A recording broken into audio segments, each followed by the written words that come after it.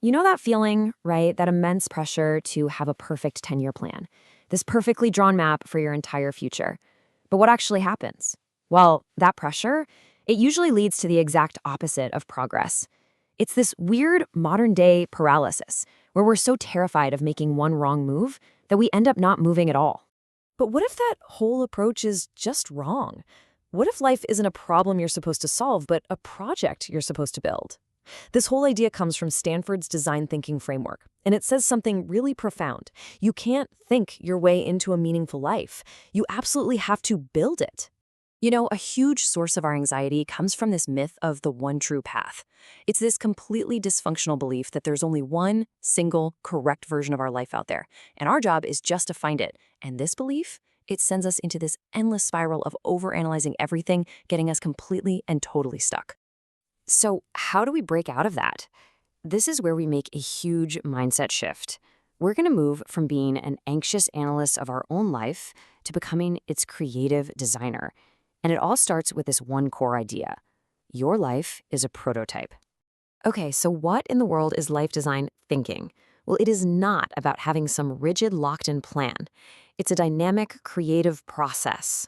It's about taking the tools that designers use to build amazing products, things like curiosity, prototyping, and collaboration, and applying them to build a well-lived, joyful life. And here is the absolute game changer. We often treat our future like it's some engineering problem with one single right answer. But designers, they see it totally differently. For a designer, life isn't a problem to be solved, it's a series of prototypes to be lived and learned from. The very first tool in our new designer toolkit is all about reframing. See, before you can build anything new, you have to learn how to see the challenges right in front of you in a completely different way. First up are what we call gravity problems. Think about it. You can't solve gravity, right? It's just a condition of reality you have to work with. Well, some life challenges are exactly the same. They are not actionable problems you can solve. They are unchangeable circumstances you have to accept and then design around. And just look at how powerful a reframe can be. The stuck thought on the left, I'm too old to start a new career, that is a dead end. That's a gravity problem. But the designer reframe on the right turns it into an active, creative question. How might I leverage my 15 years of experience in a new field?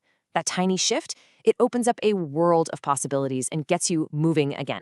Once you stop fighting those unsolvable problems, you free up an incredible amount of energy to imagine new possibilities. And that brings us to our next tool, which is designed to completely shatter that one right path myth for good. So, how many fulfilling lives could you actually live? According to Life Design, there is not just one. There are many, many great lives available to you. But to get started, we're going to focus on at least 3. This is called the Odyssey Plans exercise. You literally sketch out 3 totally different 5-year versions of your future. The first one is your current path, maybe a slightly better version of it. The second is what you'd do if that path just, poof, disappeared tomorrow. And the third, the wild card, is what you'd do if money and what other people think were completely off the table. Just doing this proves to your brain that you have options, which is so incredibly freeing. So you've just mapped out 3 amazing potential lives. Now what?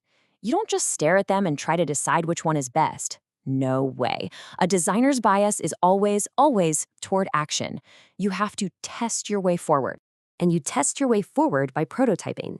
These are just small, low-risk experiments to gather real-world data about your Odyssey plans. Before you quit your job to open a bakery, have a prototype conversation with a few bakery owners. Or try prototype experience, like helping out for a couple of weekends. These aren't huge commitments. They're just small ways to get real feedback and learn what truly lights you up. Okay, let's bring all this home. We've shifted our mindset from analyzing to building. We've reframed our problems, and we've imagined multiple awesome futures. Now it's all about making that first small move. This table just nails the fundamental difference. With traditional planning, the whole mindset is a frantic search for the one right answer, and failure feels like a total disaster. But with life design, you're exploring many great lives, and failure, that's not a disaster. That's just essential data for your next prototype.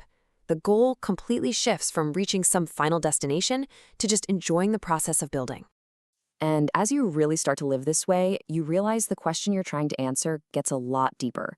It shifts from the tactical, what should I do next, to the really transformative question, who am I becoming?